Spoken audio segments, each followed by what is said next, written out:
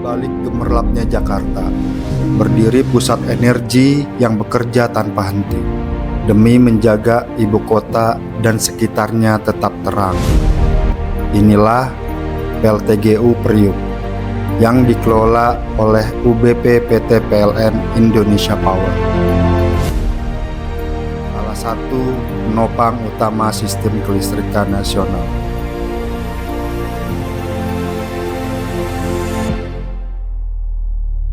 Halo Sobat Jelajah Energi, tim Jelajah Energi kembali liputan di pembangkit listrik.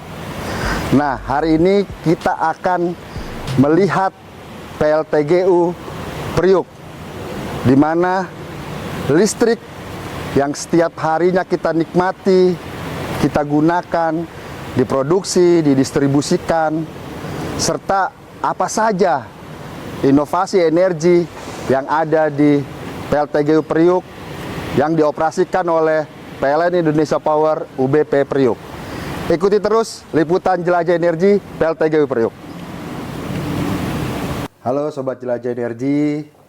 Nah, sekarang sebelum kita mengelilingi PLTGU Priuk, kita mau ngobrol-ngobrol dulu nih dengan Pak Buyung, General Manager PLTGU BP Priuk. Kita ingin lebih tahu nih apa saja sih yang ada di PLTGU Priuk. Halo Pak Buyung. Halo Pak Buyung. Boleh disapa dulu Pak Buyung untuk Sobat Jelajah Energi Pak Buyung. Halo Sobat Jelajah Energi, selamat datang di PLN Indonesia Power, unit bisnis pembangkitan Priuk yang ada di Jakarta Utara. Ya, Pak Buyung, izin Pak Buyung. Ya. Kalau kita lihat nih, peran PLTGU Priuk nih sangat krusial untuk sektor kelistrikan di Jakarta khususnya. Nah, bagaimana sih Pak peran PLTGU Priuk ini dalam sistem kelistrikan nasional, Pak? Iya, memang peran PLTGU Priuk itu dimulai sejak tahun 1962. Jadi nilai strategisnya itu sudah dimulai sejak saat itu. Kita saat itu dibangun untuk salah satunya melayani acara besar Asian Games. Asian Games ya. Di situ dibangun PLTU 2x25. Yang pertama itu PLTU 12. Kemudian Priuk berkembang di tahun 70-an, medio 70-an itu ada PLTG dan PLTU yang lebih baru. Ya. Kemudian PLTG-nya masih open cycle. Kemudian tahun 90-an, di tahun 93 itu dibangun PLTGU Blok 1-2 Combined Cycle yang sampai sekarang masih beroperasi. Jadi kurang lebih sudah 30 tahun. Kemudian di medio 2010 sampai 2020 ada 2 blok baru, Blok 3 tahun 2012 dan Blok 4 tahun 2019 yang memiliki efisiensi tinggi. Nah, perjalanan panjang UBP Priuk sejak 63 tahun yang lalu itu memang selalu untuk mensuplai kelistrikan ibu kota Jakarta. Sehingga nilai strategisnya itu tidak baru sekarang atau kapan, tapi memang sudah panjang sejak 60 tahun yang lalu dan akan terus berkontribusi seperti itu di Jakarta khususnya. Demikian, Pak. Pak Buyung, nanti kan kita mau lihat-lihat nih PLTGU Priuk nih. Bagaimana sih proses listrik ini diproduksi. Nah, nanti hasil dari listrik ini, Pak Buyung, jaringan mana saja nih yang menjadi tujuan utama? Betul. Memang di sistem 150 kV di DKI. 150 kV ya? Iya, di DKI. Jadi itu merupakan suplai utama khususnya di daerah Jakarta Pusat, Utara, Timur, dan Bekasi. Jadi itu merupakan istilahnya evakuasi daya dari pembangkit PLTGU Priuk. Nah, itulah yang nanti dari PLN UP2B pembagi beban diarahkan atau dialokasikan sesuai kebutuhan yang mereka butuhkan gitu. Demikian. Kalau dari sisi keandalan nih, Pak Buyung, katanya juga PLTGU ini terinterkoneksi dengan PLTDG Senayan ya? Itu seperti apa sih Pak Buyung? Iya, jadi dapat saya sampaikan bahwa di dalam suatu sistem kelistrikan ada kondisi di mana bisa terjadi suatu blackout system. Blackout itu karena suatu gangguan sehingga menyebabkan suatu wilayah itu gelap total. Ya. Pada saat blackout itu dibutuhkan sistem recovery. Ya. Nah, recovery itu dinamakan black start line charging. Jadi PLTDG Senayan itu berfungsi sebagai mesin untuk kondisi black start. Ya. Jadi dia start kurang lebih 1 menit, kemudian 6 menit kemudian dia mengirimkan tegangan ke PLTGU Priok. Ya. Kemudian PLTGU Priok men-start beberapa GT untuk kemudian dari Priok dia dikirim ke jaringan untuk melakukan recovery system pada saat terjadi blackout. Jadi peran PLTDG Senayan itu sebagai aset untuk melakukan black start line charging pada saat kondisi terjadi blackout. Sesuatu yang tidak kita harapkan terjadi, namun untuk mitigasi agar recovery saat terjadi blackout itu lebih cepat. Kita ingat tahun 2019 itu kurang lebih 6 jam Jakarta gelap. Dengan adanya PLTD Senayan, maka insya Allah waktu akan jauh lebih cepat pada saat recovery gangguan. Jadi perannya sangat penting ya Pak? Sangat penting. Ini, ya. Dia itu seperti pasukan cadangan. Kalau normal seperti ini tidak operasi. Jadi pada kondisi tertentu dia baru operasi. Demikian. Tadi saya barusan masuk ke gedung sini sampai saya duduk di depan Pak Buyung nih. Ini banyak banget ya penghargaan dari KLHK. Oh iya. Nah, itu Propermas ya Pak Buyung? Iya betul. Nah, mungkin Pak Buyung bisa dijelaskan seperti apa sih penilaian dari KLHK hingga pembangkit ini mendapatkan penghargaan Propermas? Iya, kita sudah 4 kali Pak ya. Insya Allah tahun ini kita sudah mendapatkan Propermas 4 kali dan tahun ini Insya Allah untuk yang kelima kalinya. Jadi memang Propermas itu bentuk penilaian, pemeringkatan, ketaatan perusahaan di dalam menaati peraturan lingkungan hidup yang ada di Indonesia. Jadi itu dilakukan oleh KLHK. Gampangnya seperti ini, ketika kita taat terhadap penanganan lingkungan, mulai dari pencemaran udara, pengendalian pencemaran udara, air, kemudian limbah padat, limbah cair, sampah, itu ketika kita semua masuk ke regulasi dan taat itu mendapatkan proper biru. Kemudian di atasnya ada namanya proper hijau. Proper hijau kita sudah taat, tapi kita kemudian melakukan inovasi, namanya eko-inovasi. Inovasi yang dilakukan untuk salah satunya memperbaiki kualitas lingkungan, kemudian efisiensi energi. Nah, eko-inovasi itu membuat kita mendapatkan proper hijau. Proper itu berarti sudah beyond compliant. Kalau compliant kan proper biru, beyond itu hijau. Nah, setelah eko-inovasi ada namanya inovasi sosial. Nah, kita melakukan perubahan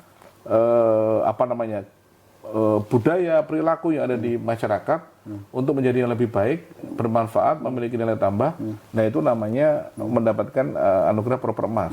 Jadi Propermas sekali ya, penilaiannya. Propermas itu setelah diri sendiri lingkungannya taat, ada inovasi di bidang lingkungan, ada inovasi di bidang sosial. Jadi kalau udah sosial di sini sudah menyangkut masyarakat ya, lingkungan hidup, lingkungan tidak hanya lingkungan hidup tapi juga sosial.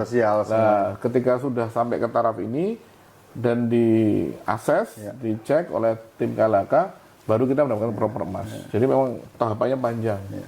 Begitu ceritanya. Nah, kita tahun ini juga melakukan ekonovasi dengan penghematan pemakaian pemakaian sendiri yang ada di pembangkit sehingga dapat mengurangi CO2 emission yang kita keluarkan. Itu yang pertama untuk ekonovasi.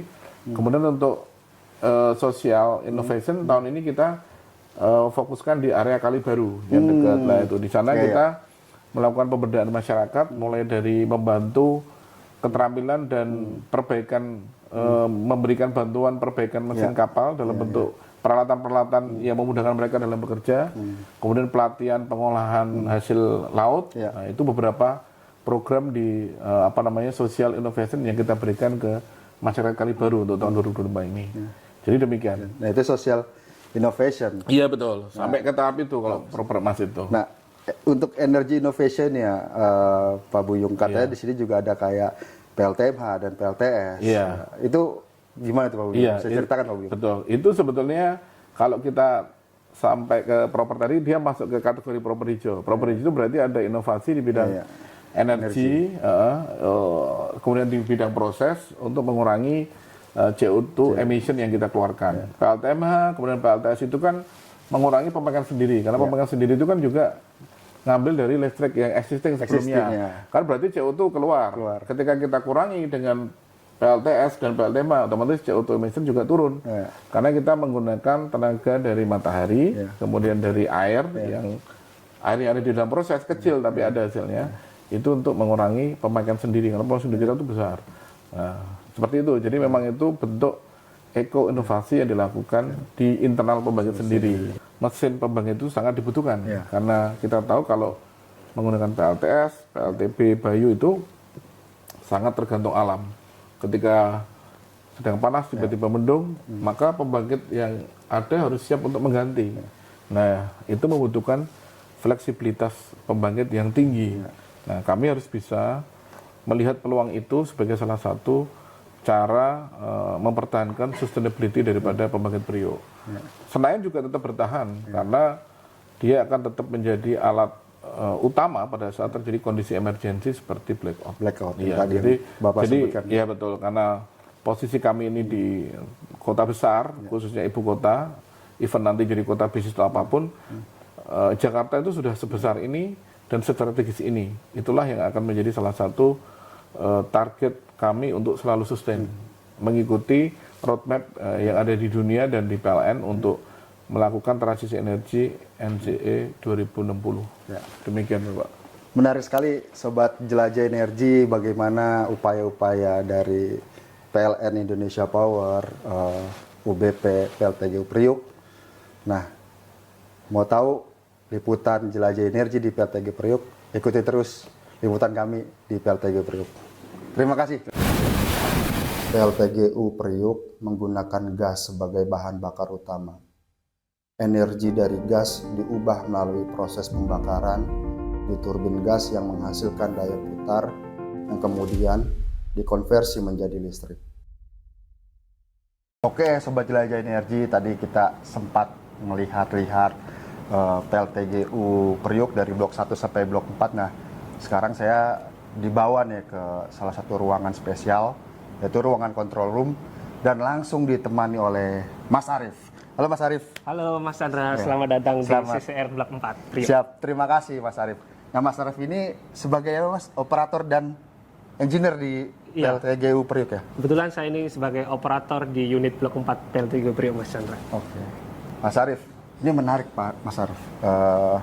Kalau kita lihat nih, PLTGU Priok ini kan punya peran yang sangat krusial, khususnya untuk wilayah Jakarta dan juga sebagian Jawa Barat, ya kan? Nah, saya ingin tahu nih, Mas, bagaimana sih proses pendistribusian gas menuju PLTGU Priok hingga akhirnya memproduksi listrik yang didistribusikan untuk masyarakat dan juga untuk industri-industri yang ada di Jakarta maupun di sebagian Jawa Barat. Oke, Mas Chandra. Secara sederhana seperti ini ya, Mas ya.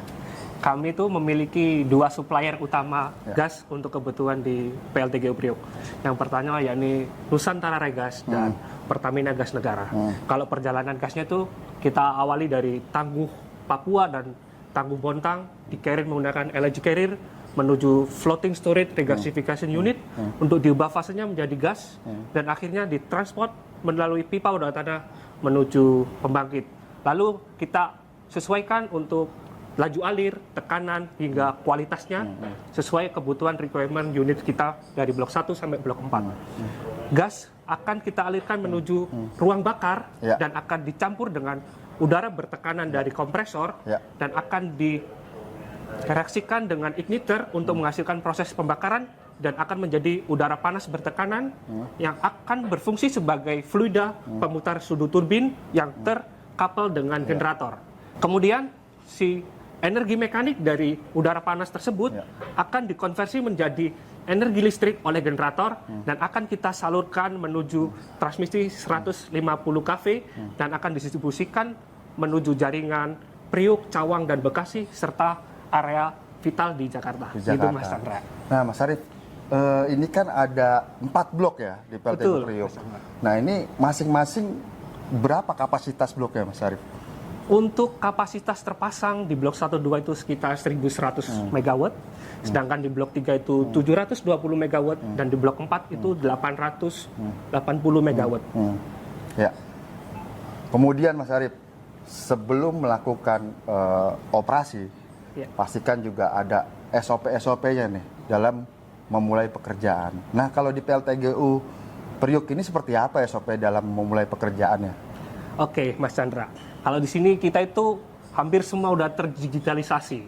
Seperti contoh kita memanfaatkan aplikasi IP Digimon X serta aplikasi IP Safe untuk create apabila ada prosedur pekerjaan yang akan dilakukan dari teman-teman pemeliharaan, dan kita akan make sure secara parameter di DCS ini dan juga isolasi peralatan di lapangan agar menjaga semua pegawai yang akan melakukan pemeliharaan itu aman dan juga peralatan kita juga terkendali.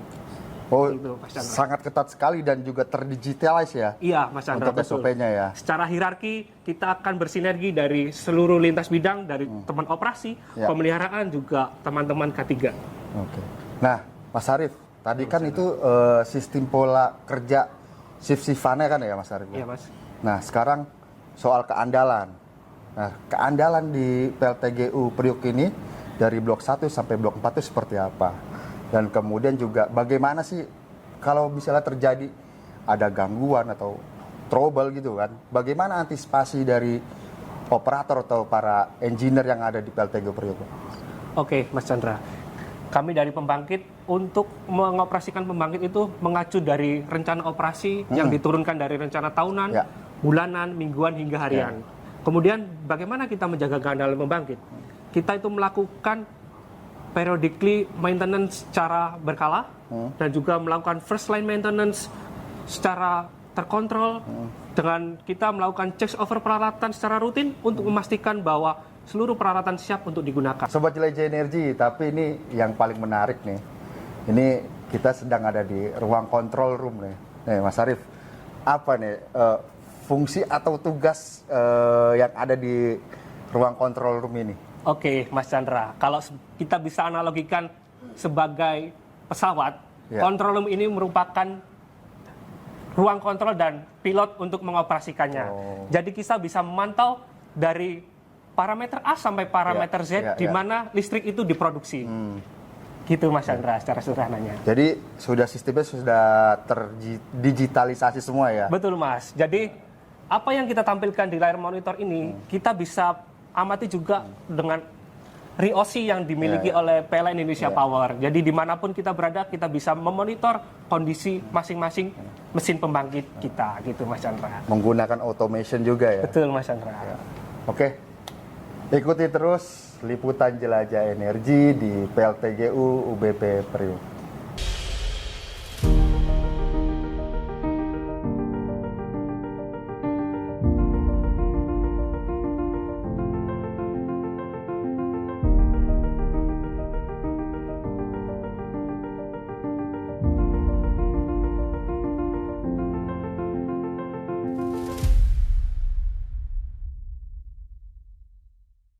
Nah, Sobat Jelajah Energi, ternyata di kawasan PLTGU Priok ini ada juga hydrogen plant. Nih, di belakang saya ini bisa kalian lihat ada hydrogen plant di mana yang memproduksi hidrogen.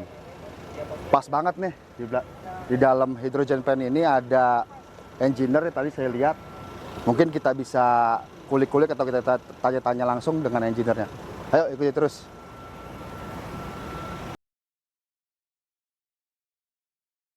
Halo, permisi Mas. Halo, ya, Mas Dengan Mas siapa? Rian, Mas. Mas Rian, saya Oke. Chandra Mas Oh, dari, ya, Mas dari Chandra. Jelajah Energi. Mas, Ya, gimana, Mas? izin mau nanya-nanya sebentar nih. Boleh kita ngobrol-ngobrol, Mas Rian? Boleh. Nah, Sobat Jelajah Energi ini Mas Rian, Ya, engineer operator Mas? ya, engineer saya. Engineer Ya, khusus hidrogen ya? Ya, Mas, ini kan hidrogen plant ada di tengah-tengah pembangkit listrik nih, ya, PLTGU ya? betul. Nah, mungkin bisa dijelaskan oleh Mas Rian nih, Ah, bagaimana sih Mas hidrogen ini diproduksi di fasilitas hidrogen plant ini? Oke, baik, Mas Chandra izin terkait produksi hidrogen sendiri sebenarnya simple gitu ya. Kalau sesimpelnya adalah dikasih tegangan, ketemu air, bisa menghasilkan hidrogen dan oksigen gitu. Sesimpel itu sebenarnya gitu. Tapi kalau Proses kimiawinya ya itu mungkin bisa 1-2 SKS lah. Tapi ya kita memakai di sini produksinya menggunakan AIL atau alkaline, jadi elektrolisis, elektrolisis untuk produksi hidrogennya. Nah, kita pakai KOH untuk sebagai elektrolit biar KOH itu mesinnya atau apanya? KOH itu elektrolit biar konduktivitas listriknya lebih meningkat lah gitu, dan bisa lebih efisien nantinya. Nah, jadi ada energi listrik. Nah, listrik kita sudah menggunakan dari PLTS sekitar 105 kWp ya nanti, dan ditambah juga dengan RESI, Renewable Energy Certificate, yang itu nanti kita sudah bisa bilang bahwa hidrogen plant kita adalah green. Nah, karena menggunakan memang murni dari PLTS atau Renewable Energy Certificate tadi gitu, RESI tadi gitu. Nah, dari situ kita produksi ketemu di sini generatornya. Ini generatornya ya.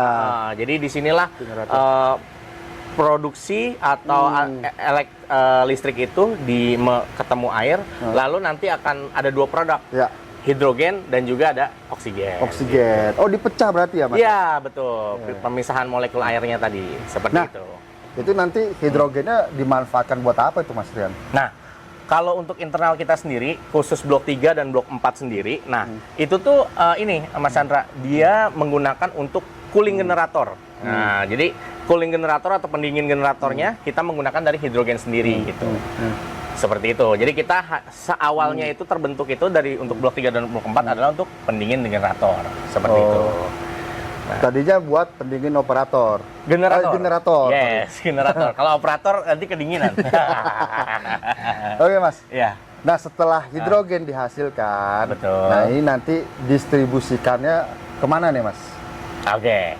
Karena tadi pendingin generatornya ternyata masih ada kelebihan atau ekses dari hidrogen tadi. Nah, kita gunakanlah, ada yang kita distribusikan ke HRS, Hydrogen Refuel Station. Nah, Mas udah pernah ke situ belum tuh? Yang di Senayan ya, Mas? Betul, yang di Senayan. Ya, itu nanti riset. Nanti kita ke sana, Sobat Jelajah Energi. Benar. Kita benar-benar harus gaungkan hidrogen ya untuk kedepannya gitu ya. Nah, dari HRS itu sendiri kita juga mengirim ke sana. Dan satu lagi, kita sudah merancang untuk co-firing amonia. Jadi baru lagi tuh. Betul. Jadi hidrogen tuh bisa juga dirubah jadi amonia. Nantinya akan dilakukan untuk co-firing amonia. Nah, co-firing amonia sendiri kita rubah nanti hidrogen. Kemarin sudah dirubah untuk co-firing di PLTU Labuan. Nah, betul. Jadi tapi nggak langsung kita kirim ke Labuan, tapi kita kirim dulu ke Pupuk Kujang untuk dirubah dari hidrogen menjadi amonia gitu. Nah, satu lagi nanti insya Allah mudah-mudahan memang terwujud gitu ya. Kita lagi mencanangkan juga untuk co-firing hidrogen di sini gitu. Nanti di blok 1-2 kayak gitu. Jadi co-firing itu untuk mereduksi emisi juga ya, Mas? Betul. Nah, jadi paling nggak kita untuk mereduksi dan juga target kita kan net zero emission di tahun 2060. Nah, itu kita gaungkan untuk mendapatkan program itu. Jadi peran PLTGU Priok ini selain memberikan cahaya untuk jutaan masyarakat, juga memberikan manfaat berlebih lah, salah satunya tadi di bidang kesehatan ya, Mas. Betul. Dan juga tentunya untuk energi terbarukan lainnya. Nah, ikuti terus liputan Jelajah Energi di PLTGU UBP Priok.